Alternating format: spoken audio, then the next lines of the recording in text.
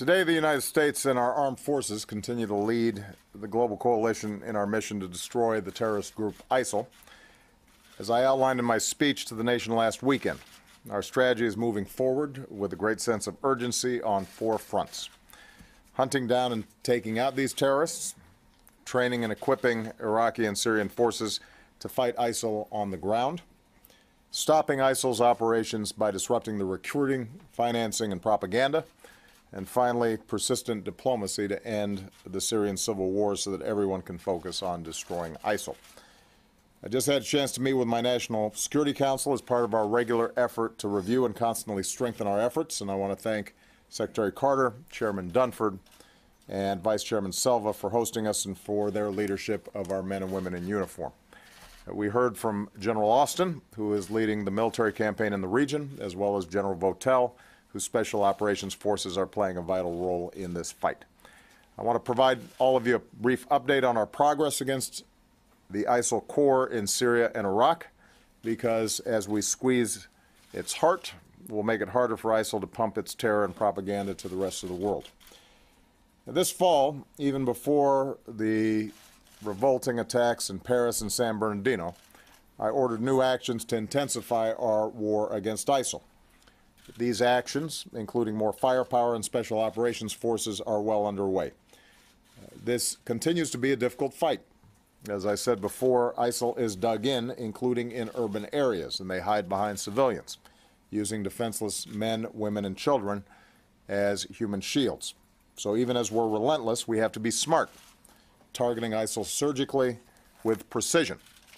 At the same time, our partners on the ground are rooting ISIL out town by town, neighborhood by neighborhood, block by block. That is what this campaign is doing. We are hitting ISIL harder than ever. Coalition aircraft, our fighters, bombers, and drones have been increasing the pace of airstrikes, nearly 9,000 as of today. Last month, in November, we dropped more bombs on ISIL targets than any other month since this campaign started. We're also taking out ISIL leaders, commanders, and killers, one by one. Since this spring, we've removed Abu Sayyaf, one of their top leaders, Haji Mutaz, ISIL second in command, Junaid Hussein, a top online recruiter, Muhammad Emwazi, who brutally murdered Americans and others, and in recent weeks, finance chief Abu Saleh, senior extortionist Abu Mariam, and weapons trafficker Abu Rahman al-Tunisi. The list goes on. We're going after ISIL from their stronghold right in downtown Raqqa to Libya, where we took out Abu Nabil, the ISIL leader there. The point is, ISIL leaders cannot hide, and our next message to them is simple: you are next. Every day, we destroy as well more of ISIL's forces, their fighting positions, bunkers, and staging areas, their heavy weapons, bomb-making factories, compounds, and training camps. In many places, ISIL's lost its freedom of maneuver because they know if they mass their forces, we will wipe them out. In fact, since this summer, ISIL has not had a single successful major offensive operation on the ground in either Syria or Iraq. In recent weeks, we've unleashed a new wave of strikes on their lifeline, their oil infrastructure, destroying hundreds of their tankers, trucks, wells, and refineries, and we're going to keep on hammering those. ISIL also continues to lose territory in Iraq.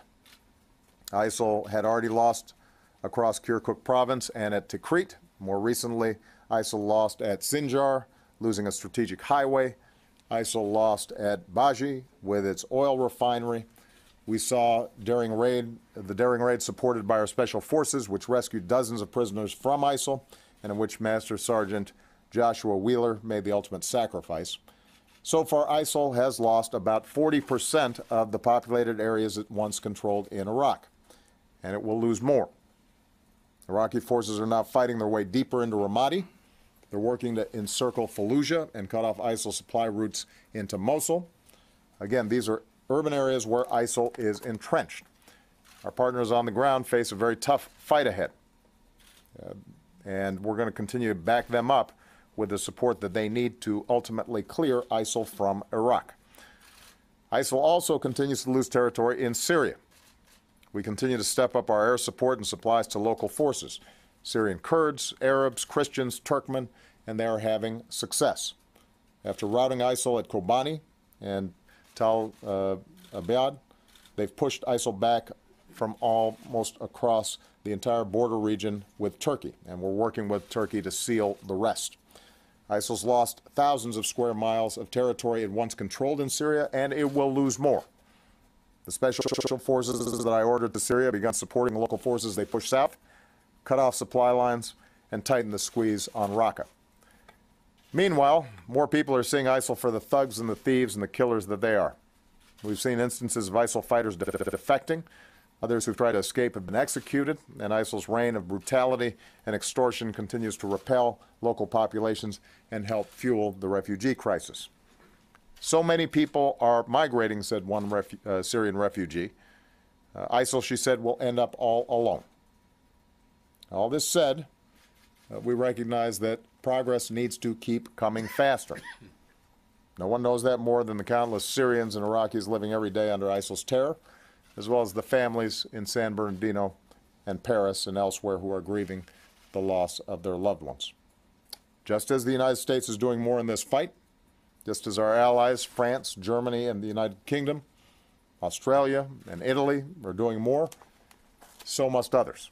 And that's why I've asked Secretary Carter to go to the Middle East. He'll depart right after this press briefing to work with our coalition partners on securing more military contributions to this fight. On the diplomatic front, Secretary Kerry will be in Russia tomorrow as we continue to work as part of the Vienna process to end the Syrian civil war. Meanwhile, here at home, the Department of Homeland Security is updating its alert system to help the American people stay vigilant and safe. And as always, our extraordinary men and women in uniform continue to put their lives on the line in this campaign and around the world to keep the rest of us safe. This holiday season, many of our troops are once again far from their families. And as your Commander-in-Chief, on behalf of the American people, we want to say thank you. We are grateful and we are proud for everything that you do.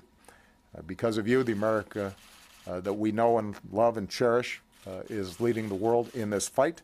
Because of you, I am confident that we are going to prevail. Thank you very much, everybody. Mr. President, are U.S. forces fighting in Afghanistan?